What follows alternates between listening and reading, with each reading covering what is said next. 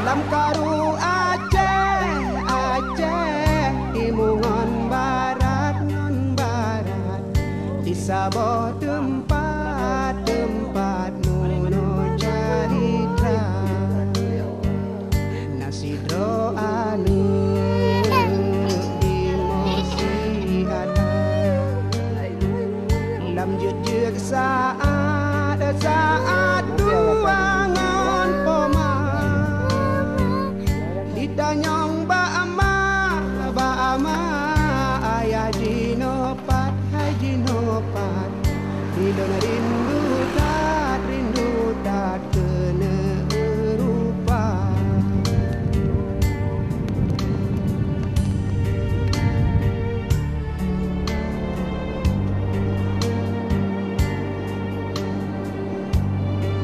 Penumpang yang terhormat, beberapa saat lagi kita akan mendarat di Bandar Udara Sultan Iskandar Muda di Banda Aceh.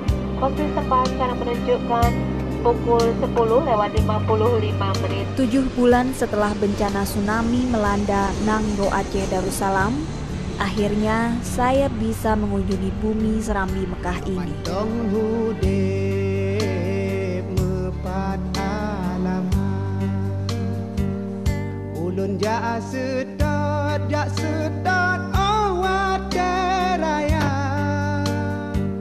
nyoka meninggai mepat kejirat ulun jak siat lun baca doa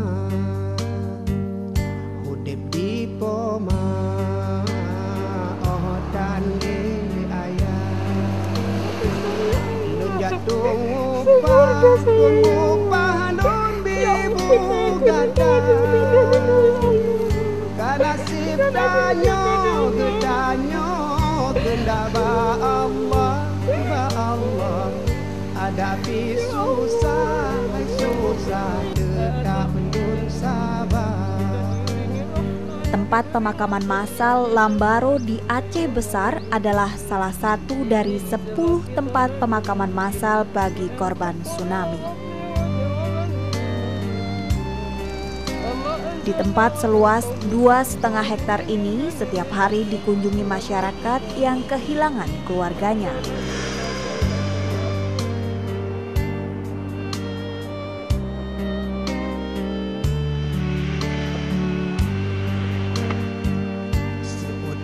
Poma anemu tua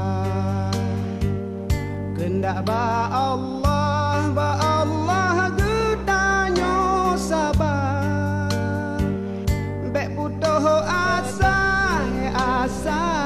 cobaan Allah ya Allah sabar ngon tabah dudo bahagia doa kaliba Allah ubi musibah beletro dekat Aceh beaman belero darah seramo Mekah bukong agama Seramo Mekah bukong agama.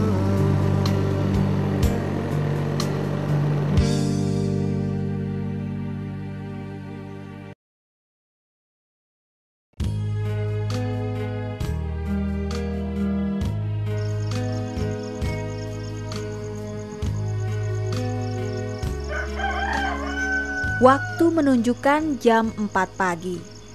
Anak-anak di pesantren Hidayatullah ini sudah dibangunkan dari tidurnya untuk beribadah. Di pesantren Hidayatullah, Desa Nusa, Kecamatan Loknga, Aceh Besar ini tinggal beberapa anak korban tsunami.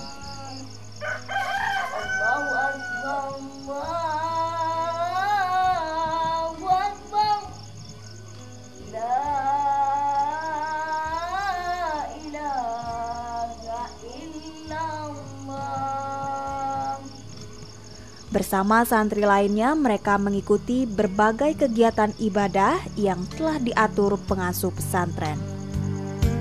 Nodun kisah saboh riwayat.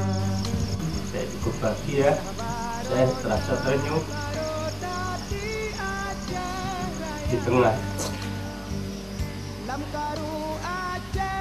tengah persoalan yang melilit warga Aceh, khususnya atau Nauru Aceh Darussalam.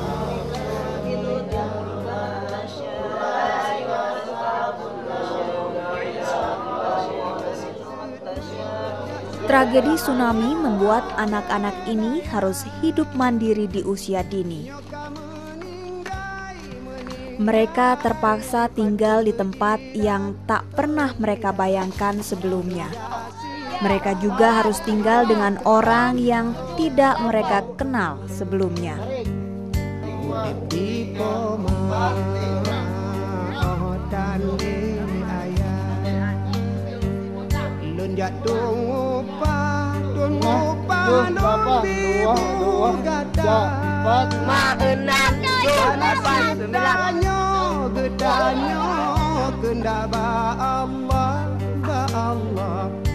Hadapi susah, susah tetap belum sabar.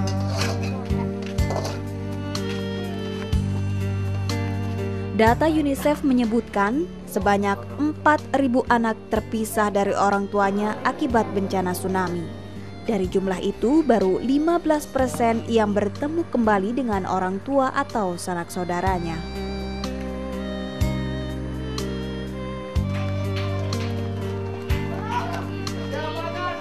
Pengasuh pesantren mengupayakan berbagai kegiatan yang diharapkan dapat menghilangkan trauma mereka. 12 relawan dari berbagai daerah membantu pembinaan mereka. Selain mendapatkan pendidikan agama dan formal, anak-anak ini juga mendapatkan berbagai kegiatan ekstra. Di pesantren ini terdapat sekitar 50 anak-anak korban tsunami dan mereka semua kini yatim piatu. Amin adalah salah seorang di antara mereka. Meskipun liburan, mereka tetap saja tinggal di sini karena mereka tidak tahu lagi harus kemana pulang, karena mereka tidak punya siapa-siapa lagi. Dan mereka tetap beraktivitas seperti biasa, seperti yang Anda saksikan hari ini.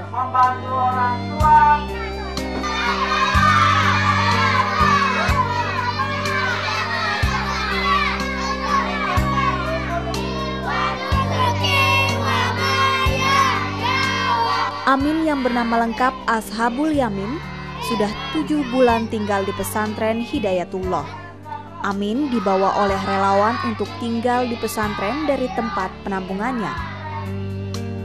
Lihat laut sudah nggak ada lagi air. Sudah ikannya dalam lompat-lompat. Saya pulang lagi, udah pulang. Saya bawa adik ke Baton. Adik tinggal situ, tinggal saya pergi ke rumah lagi. Dah pergi ke rumah, dibilang sama kakak itu gelombangnya. Saya lari terus, tunggu di jalan. Udah dibilang sama orang lain nggak mau pergi. Bilang sama mama udah kiamat.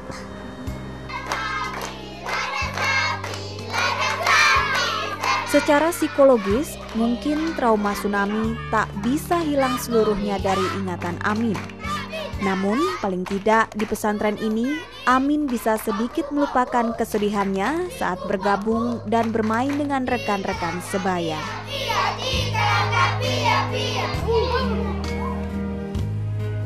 Kebahagiaan Amin semakin bertambah ketika ia berhasil bertemu dengan adiknya yang sempat terpisah selama 7 bulan. Ini dapat sedikit mengobati rasa kehilangan Amin terhadap orang tuanya yang meninggal akibat bencana tsunami.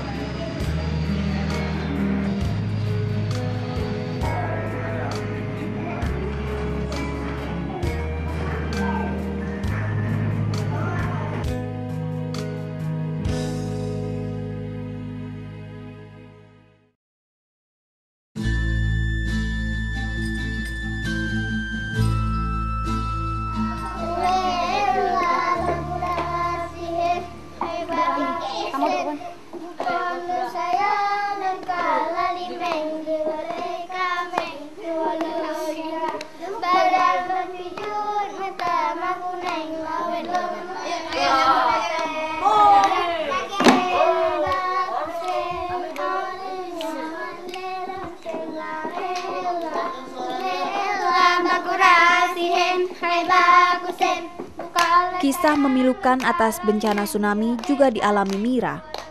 Ia harus kehilangan ibu serta 3 orang saudaranya. Ada gempa satu kali lagi, habis itu datang air. Habis itu kami lari, mama kami nggak bisa lari. Karena waktu itu ada abang kami lumpuh sakit. Kami nggak tahu mama kami di belakang, itu kami lari terus. Mama kami udah sampai ke rumah itu kan, habis itu mama kami jatuh di tangga. Habis itu airnya naik terus. Datang ayah kami bilang, mama kemana? Nggak tahu kemana, bilang. Abang nggak tahu juga, adik nggak tahu juga. Habis itu kami mengungsi di Masjid Darussalam. Selain tinggal di pesantren, anak-anak yang selamat dari bencana tsunami juga tinggal di barak penampungan. Umumnya mereka yang tinggal di barak-barak penampungan ini masih mempunyai keluarga. Beberapa anak yang kehilangan keluarganya tinggal di barak bersama keluarga lain.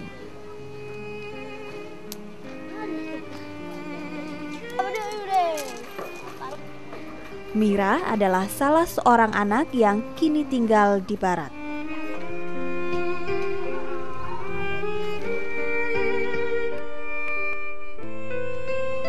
Anak kedua dari 3 bersaudara ini tinggal bersama neneknya di Barat, Kecamatan Loknge, Aceh Besar.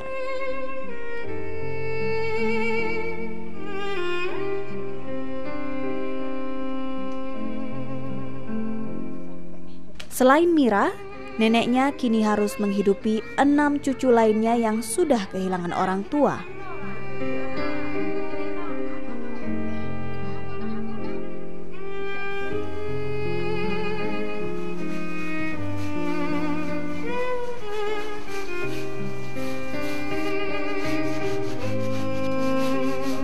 Untuk menghidupi ke-7 cucunya, nenek Mira bekerja sebagai tukang cuci. Pekerjaan ini juga dilakukan beberapa warga yang tinggal di barak.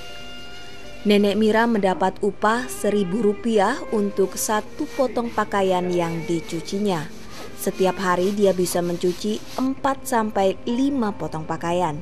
Namun seringkali dia juga tidak mendapat pakaian untuk dicuci. Kalau sudah begitu, dia hanya makan 1 kali sehari.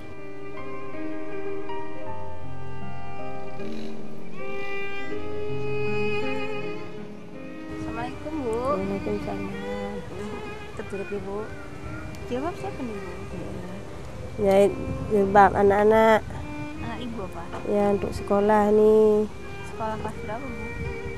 Ya, sekolah Sabah lah, SMA, Glale. Yang 2 SMP. SMP. Terus gimana tuh, Bu, biaya? Ya. Enggak ada biaya. Nggak ada biaya. Hana peng bayi. Perasaan Ibu melihat kondisi Mira yang sekarang ini udah nggak ada keluarganya, itu gimana sih? Dia aja doi nggak ada. Aduh, kalau dia nggak ada roda. Ada mikir jati mana lu dah nawa kecil.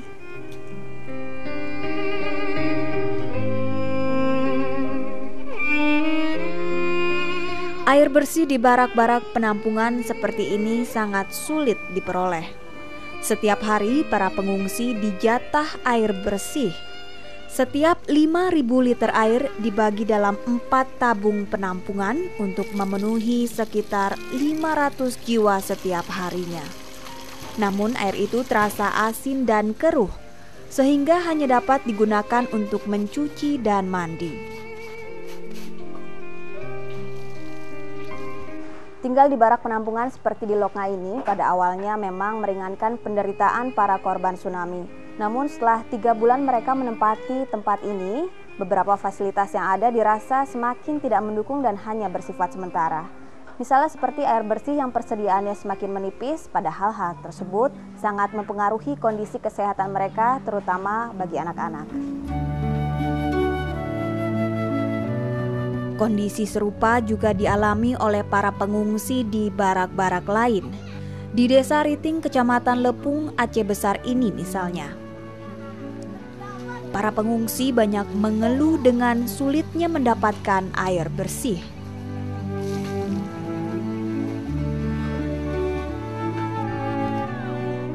Dengan keadaan seperti ini, banyak pengungsi yang merasa bosan harus hidup di barak terus-menerus.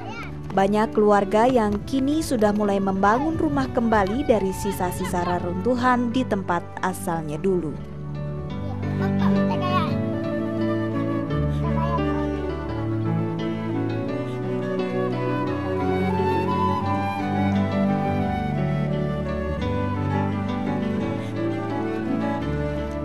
Masih di Kecamatan Lepung, Aceh Besar. Di Desa Lamsenia ini, para pengungsi ada juga yang hanya mendirikan tenda-tenda. Kondisi para pengungsi yang mendirikan tenda-tenda ini sangat menyedihkan. Tenda yang ditempati 44 kepala keluarga ini terendam air setinggi 30 cm. Tak heran jika banyak dari orang-orang yang tinggal di tempat ini mengalami penyakit kulit. Hingga saat ini data Palang Merah Indonesia menyebutkan sekitar 250.000 pengungsi masih tinggal di tenda dan 150.000 di barak, sementara 100.000 orang lainnya tinggal di rumah saudara atau sudah membangun kembali rumahnya. Dengan alokasi dana 2 triliun rupiah untuk kesehatan, makanan, pendidikan, dan pembinaan keluarga, pemerintah akan membantu para pengungsi sebesar Rp90.000 tiap bulannya. Namun hingga kini jatah hidup baru sekali diterima para pengungsi.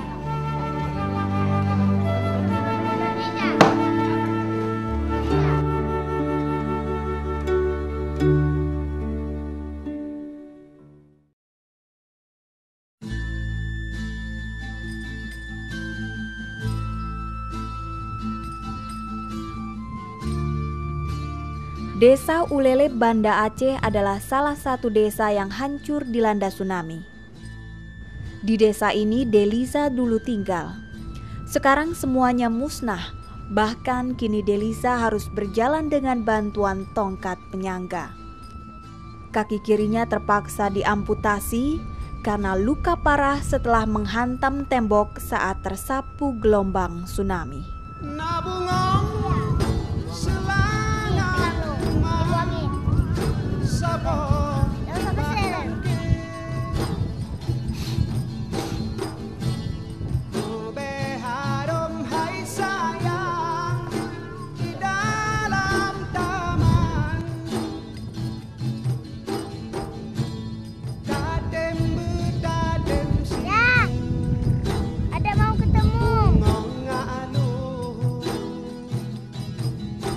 Katanya air naik.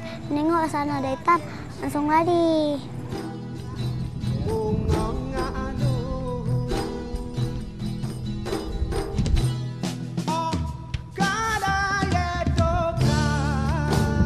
Lari di kepala jembatan tuh ada abang, kan langsung dibonceng sampai kepala jembatan, pukul air.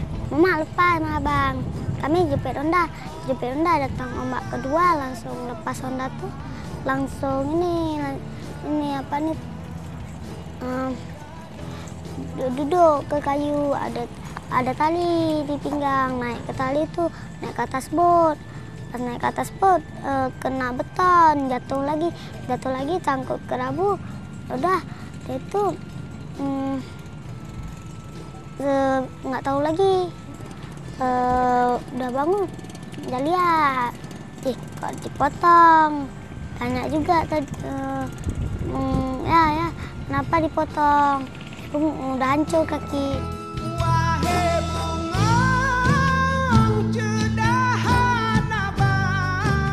Berbekal uang pensiunan pegawai negeri, ayah Deliza membangun rumah sendiri. Dia dan putri bungsunya lebih memilih tinggal di rumah baru daripada terus larut dalam kesedihan. Tinggal dengan orang-orang di barak penampungan akan terus mengingatkan mereka tentang bencana tsunami. Di rumah seluas 21 meter persegi ini, Deliza menghabiskan waktunya bersama ayah yang sekaligus berperan sebagai ibu.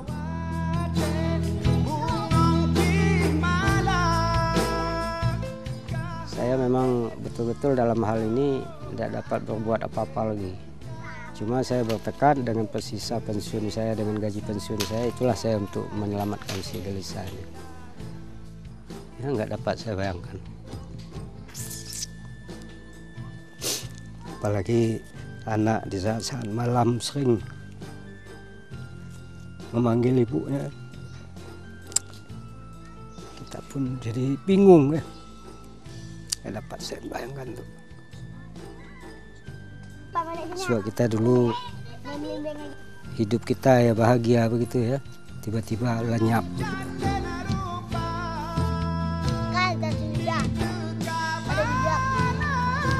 7 bulan pasca bencana tsunami, perekonomian di Aceh sudah pulih kembali.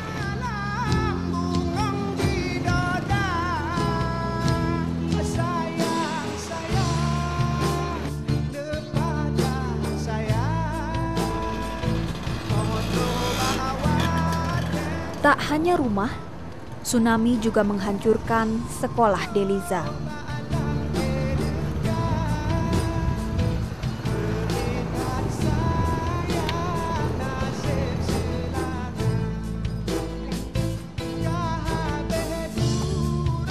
Di sekolah Deliza, dari 300 siswa hanya 7 anak yang selamat.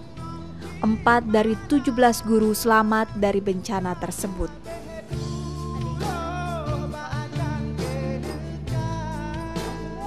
Total tsunami menghancurkan 200 unit sekolah di Nangro, Aceh Darussalam. 2.000 lebih guru meninggal dunia dan 2.000 siswa meninggal dunia serta hilang. 2 bulan setelah tsunami, pendidikan di Aceh baru mulai berjalan. Itu pun dilaksanakan di tenda-tenda darurat dengan fasilitas minim. Namun setelah 7 bulan berlalu pun, bangunan sekolah di Nangro Aceh Darussalam yang rusak tak banyak berubah. Padahal pemerintah menyediakan dana 992 miliar rupiah untuk pembangunan infrastruktur.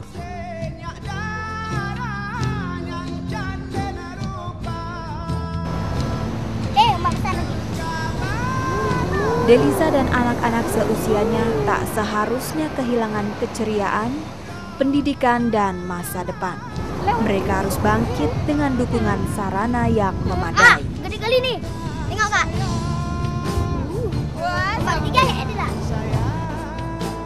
Jangan sampai anak-anak Aceh menunggu terlalu lama karena mereka mempunyai kesempatan yang sama dengan anak-anak lainnya untuk menyongsong hari esok yang lebih baik.